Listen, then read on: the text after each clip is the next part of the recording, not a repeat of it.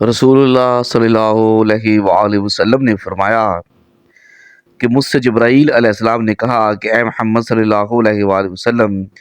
جو شخص اپنی تمام عمر میں ایک مرتبہ کے اس دعا کے ساتھ دعا کرے گا تو اللہ تعالیٰ اس کو قیامت کے دن اس طرح اٹھائے گا کہ اس کا چہرہ نور سے اس طرح چمکے گا جس طرح 14ویں رات کا چاند اپنے مکمل ہونے کی حالت میں چمکتا ہے، جہاں تک کہ لوگ گمان کریں گے کہ وہ نبی یا فرشتہ۔ وہ بے حساب و عذاب جنت میں داخل ہوگا اور پل اسرات پر بجلی کی طرح گزرے گا، اگرچہ اس کے گناہ دریاؤں کی پانی، بارش کے قطروں، دریاؤں کے پتوں اور پتھر کے ذروں سے بھی زیادہ، اور اس کے لیے 1000 مقبول حج و عمرے کا ثواب لکھا جائے گا۔ اگر آگ پر پڑے تو وہ بجھ جائے گی، اگر پہاڑ پر پڑے تو وہ ٹکڑے ٹکڑے ہو جائے گا، اور جس نے اس دعا کو 7 مرتبہ پڑھا اور اس کے ذمے بہت قضا نمازی ہیں جن کی تعداد وہ نہیں جانتا، تو اللہ تعالیٰ ان نمازوں کو اس کے ذمے سے ہٹا دے گا اور ہر نماز کے بدلے اس کے لیے 3 نمازیں لکھے گا، اور اگر اس دعا کو خوفزدہ پڑھے تو اللہ تعالیٰ اس کو بے خوف کر دے گا، اگر پیاسا پڑھے تو اللہ تعالیٰ اس کو سیراب کرے گا، اگر بھوکا پڑھے تو رزق کے متعلق اس کو کھلائے گا۔ حضرت ابو بکر صدیق رضی اللہ تعالی عنہ نے فرمایا کہ میں نے اس دعا کو رات اور دن میں پڑھا تو میں نے سرور دو عالم صلی اللہ علیہ وسلم کو خواب میں دیکھا، اور حضرت عمر فاروق رضی اللہ عنہ نے فرمایا کہ میں نے جس ضرورت کے لیے اس دعا کے ساتھ دعا کی وہ پوری ہوئی، اور حضرت عثمان غنی رضی اللہ عنہ نے فرمایا کہ میں قرآن حفظ کرتا تھا، میں نے رسول کریم صلی اللہ علیہ وسلم کی خدمت میں یاد نہ ہونے کی شکایت کی تو آپ صلی اللہ علیہ وسلم نے مجھے یہ دعا سکھائی، چنانچہ میں نے اس دعا کے ساتھ دعا کی، چنانچہ قرآن نے مجھے یاد ہو گیا۔ وہ دعا یہ ہے: بسم اللہ الرحمن الرحیم۔ السلام علیکم ورحمۃ اللہ۔ محترم ناظرین، زید بن عمرو بن نفیل بن عبد العزیز، یہ زید حضرت محمد عمر بن خطاب کے چچا زاد بھائی تھے۔ سرور دو عالم صلی اللہ علیہ وسلم کے وعشت سے پہلے دین ابراہیم کے طالب تھے، اور یہ نہ تو بتوں کے لیے جانور ذبح کرتے تھے اور نہ مردار اور خون کھاتے تھے۔ چنانچہ ایک مرتبہ ورقہ بن نوفل کے ہمراہ دین ابراہیمی کی تلاش کرتے ہوئے گھر سے نکلے تو یہود نے دونوں پر اپنا دین پیش کیا۔ ورقہ بن نوفل یہودی ہو گئے اور زید نہیں ہوئے، پھر دونوں انصاری سے ملے، انصاری نے دونوں پر اپنا دین پیش کیا تو ورقہ نصرانی ہو گئے اور زید نہ ہوئے۔ زید نے کہا یہ سب دین تو ہماری قوم کے دین ایسے ہیں جو شرک کرتے ہیں۔ پھر زید ایک ایسے راہب سے پاس گئے تو راہب نے ان سے کہا کہ تم ایسا دین تلاش کرتے ہو جو فی الحال روئے زمین پر نہیں ہے۔ زید نے کہا کہ وہ کون سا دین ہے؟ راہب نے کہا کہ وہ دین ابراہیم ہے۔ زید نے کہا کہ دین ابراہیم کیا تھا؟ راہب نے جواب دیا کہ تم اللہ تعالیٰ کی عبادت کرو اور اس کا کسی کو شریک نہ بناؤ اور کعبے کی طرف منہ کر کے نماز پڑھو۔ چنانچہ زید اسی طریقے پر رہے حتیٰ کہ وہ مر گئے۔ مروی ہے کہ زید بعثت کے پہلے ایک دن حضور کریم صلی اللہ علیہ وسلم کے پاس گئے اور آپ ابو سفیان کے ساتھ تشریف فرما تھے، اور ابو سفیان دسترخوان پر کھانا کھا رہا تھا۔ ابو سفیان نے زید کو کھانا پر بلایا تو انہوں نے کہا کہ اے بھتیجے، جو جانور بتوں کے نام پر ذبح کیا جاتا ہے میں اس کو نہیں کھاتا۔ تو اللہ تعالیٰ نے آپ صلی اللہ علیہ وسلم کو مبعوث کیا۔ روایت کیا گیا کہ سعد بن زید نے مذکورہ اور سعید نے ان 10 صحابہ مہاجرین اولین میں سے ہیں جن کو جنت کی بشارت دی جا چکی ہے۔ سرکار دو عالم سے عرض کی یا رسول اللہ صلی اللہ علیہ وسلم، اس کی خبر آپ کو پہنچ چکی ہے جس پر میرے باپ تھے، تو کیا آپ ان کے لیے استغفار فرمائیں گے؟ تو آپ نے فرمایا کہ ہاں۔ نبی کریم صلی اللہ علیہ وسلم نے ان کے لیے استغفار کیا اور فرمایا کہ وہ قیامت کے دن ایک امت ہو کر اٹھائے جائیں گے۔ ابن عمرو سے منقول ہے کہ حضرت یحییٰ علیہ السلام خوف خدا میں اس قدر گریا کرتے تھے کہ آنسوؤں کے بہنے سے آپ کے رخسار مبارک پھٹ گئے اور گوشت پوست اتر گئے، یہاں تک کہ دانت اور چہرے کی ہڈیاں نظر آنے لگیں۔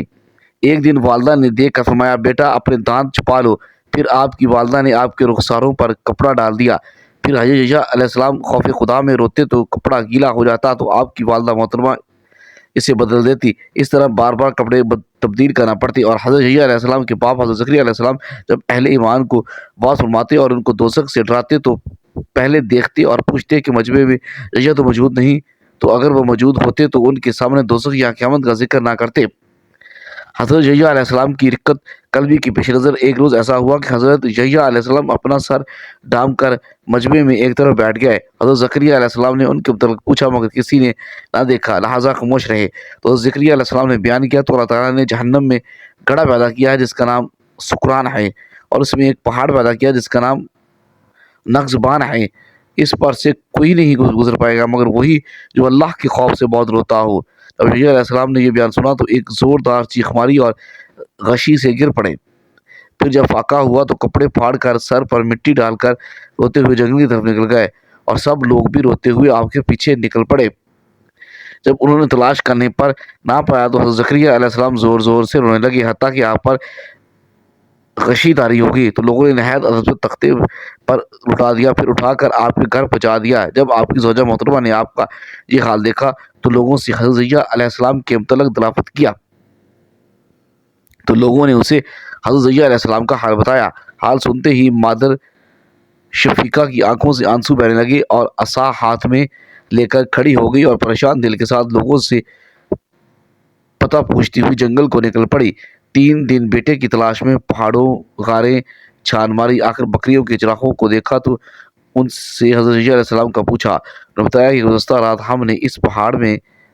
کہنے والے کو یہ کہتے ہوئے سنا ہے کہ ہائے مصیبت سکران کے عذاب سے، ہائے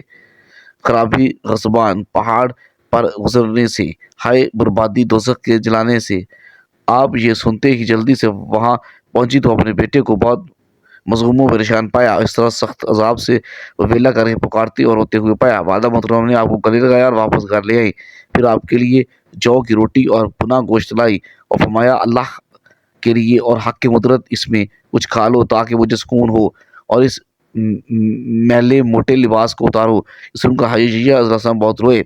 لیکن ماں کا کہنا ٹال نہ سکے، آخر کچھ کھا لیا اور سو گئے۔ جب صبح ہوئی تو حضرت جبرائیل علیہ السلام آئے اور آپ کو بیدار کر کے کہا، اے زکریا علیہ السلام، بے شک اللہ تعالیٰ آپ کو سلام کہتا ہے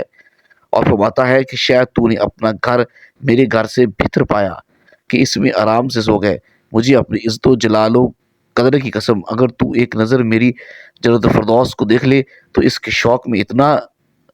روئے کہ روح تیری بدن سے جدا ہو جاتی، اور اگر تو ایک نظر میری دوزخ کو دیکھ لیتے تو اس وقت تیری ہڈیاں پگھل جاتی۔ یہ سنتے ہی زکریا علیہ السلام اچھل کر اٹھے اور چیخ مارتے ہوئے گھر سے نکلے۔ پھر آپ کی والدہ محترمہ نے آپ کو کبھی نہ دیکھا،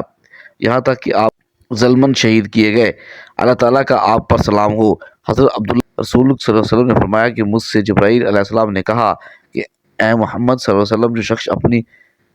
تمام عمر میں ایک مرتبہ اس دعا کے ساتھ دعا کرے گا تو اللہ تعالیٰ اس کو قیامت کے دن اس طرح اٹھائے گا کہ اس کا چہرہ نور سے اس طرح چمکے گا جس طرح 14ویں رات کا چاند اپنے مکمل ہونے کی حالت میں چمکتا ہے، یہاں تک کہ لوگ گمان کریں گے کہ وہ نبی ہے یا فرشتہ، اور تم اس کی قبر پر کھڑے ہوں گے اور اس کے لیے ایک براق لایا جائے گا، وہ تو اس پر سوار ہوگا حتیٰ کہ وہ بے حساب و عذاب جنت میں داخل ہوگا اور پل صراط پر بجلی کی طرح گزرے گا، اگرچہ اس کے گناہ دریاؤں کے پانی اور بارش کے قطروں، درخت کے پتوں اور پتھروں کے ذروں سے زیادہ ہوں گے، اس کے لیے 1000 قبول حج اور عمرہ کا ثواب لکھا جائے گا۔ اور اس دعا کو کوئی خوف زدہ پڑے گا تو اللہ تعالیٰ اس کا خوف دور کر دے گا، پیاسا پڑے گا تو اللہ تعالیٰ اس کو سیراب کرے گا، بھوکا پڑے گا تو اس کو رزق دے گا، رزق کھلائے گا، اگر ننگا پڑے گا تو اللہ تعالیٰ اس کو کپڑے دے گا، اگر مریض پڑے گا تو اللہ تعالیٰ اس کو شفا دے گا۔ اور اس دعا کو کوئی شخص بیمار پڑ اگر دنیا آخرت کی حاجتوں میں سے طلب حاجت پر پڑے گا تو اللہ تعالیٰ اس کی برات کے مطابق اس کی حاجت کو پورا کرے گا۔ اگر دشمن یا بادشاہ سے خوف کرنے والا اس کو پڑے گا تو اللہ دشمن کے شر سے آپ کو محفوظ رکھے گا اور اذیت یا نقصان کے پہنچنے سے آپ کو بچا لے گا۔ اگر قرض دار پڑے گا تو اللہ اس کے قرض کو ادا کر دے گا، وہ کسی کا محتاج نہ ہوگا۔ اس دعا کو آفت رسید باندھنے تو وہ اچھا ہو جائے گا، اگر یہ بیوی اس کے باندھ لے تو اس کا شوہر اس سے محبت اور عزت سے پیش آئے گا۔ اس دعا کو باندھنے والے پر جن سرکشوں، شیطان اور بیماریوں سے محفوظ رہے گا، اور اگر وہ غائب ہے تو اپنے اہل و عیال کی طرف سلامتی سے واپس آئے گا۔ اس دعا کو پڑھنے والا ہر وہ شخص استغفار کرے جس نے اس کو سنا ہے، خواہ وہ انسان ہو یا جن یا فرشتہ، اس کے لیے جس کی عمر میں برکت دی جائے گی، اور جس نے اس دعا کو 5 مرتبہ پڑھا تو وہ اسی رات خواب میں سرکار دو عالم صلی اللہ علیہ وآلہ وسلم کی زیارت سے مشروف ہوگا۔ حضرت ابو بکر صدیق رضی اللہ عنہ نے فرمایا کہ میں نے اس دعا کو رات اور دن میں پڑھا تو میں نے سرکار دو عالم صلی اللہ علیہ وسلم میں دیکھا، اور حضرت عمر فاروق رضی اللہ عنہ نے فرمایا کہ میں نے جس ضرورت کے لیے اس دعا کے ساتھ دعا کی وہ پوری ہو گئی، اور حضرت عثمان رضی اللہ عنہ نے فرمایا کہ میں قرآن حفظ کرتا تھا، میں نے رسول کریم صلی اللہ علیہ وسلم کی خدمت میں یاد نہ ہونے کی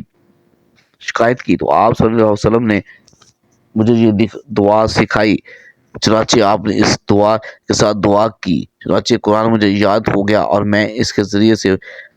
بدلہ لیتا تھا۔ اور فرمایا جس نے سورۃ الفاتحہ، سورۃ الکافرون، سورۃ الاخلاص، قل هو اللہ، قل اعوذ برب الناس، قل اعوذ برب الفلق 3 مرتبہ پڑھا اور اس دعا کو پڑھا تو اللہ تعالیٰ اس کو اس شہر سے کفایت کرے گا، اور جو پاتا ہے اور حافظ حقیقی اس کو ہر آفت اور ہر ظالم کی شر سے محفوظ رکھے گا، اور جو کچھ اس نے طلب کیا اس کو عطا فرمائے گا۔ اس دعا کا باندھنا اس کے پڑھنے کے برابر ہے، اور جس نے اس دعا کو اپنے سر کے نیچے رکھا اور سویا تو جو کچھ اس کے مال سے چوری ہوگا اور جو اس کے غلاموں میں سے بھاگا ہے، اللہ تعالیٰ اس کو اس کے پاس واپس کر دے گا۔ اور جو شخص اس دعا کو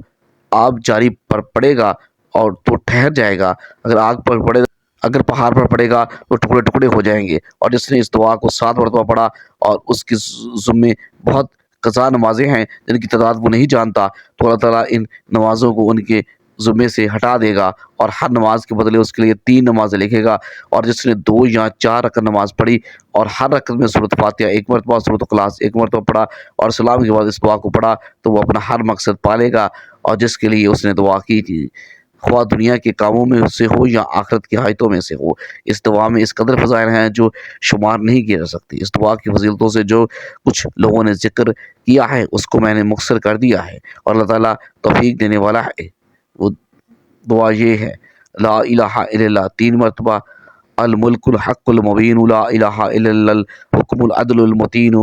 ربنا ابانا اولینا، لا الہ الا انت سبحانک انی کنت من الظالمین، لا الہ الا اللہ وحدہ لا شریک، لا الہ الملک والحمد یحیی و یمیت وہو دائما ابدا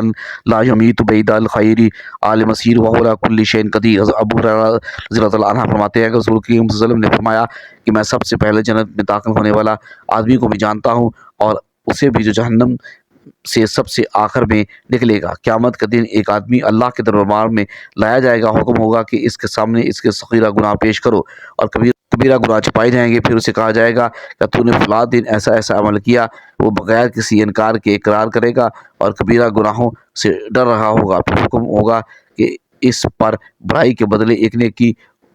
دو، وہ کہے گا کہ میرے کچھ اور گناہ بھی ہیں جنہیں میں یہاں نہیں دیکھ رہا۔ تو ابو رضی اللہ عنہ فرماتے ہیں کہ میں نے دیکھا کہ نہیں، کریم میں منع یہ کام اس بات سے ہے بڑے یہاں تک کہ آپ کے سامنے کے دانت مبارک ظاہر ہوں گے۔ حضرت عائشہ رضی اللہ عنہا فرماتی ہے کہ نبی کریم صلی اللہ علیہ وسلم کا معمول تھا کہ جب رات کو بستر مبارک پر تشریف لے آتے تو دونوں ہاتھوں کو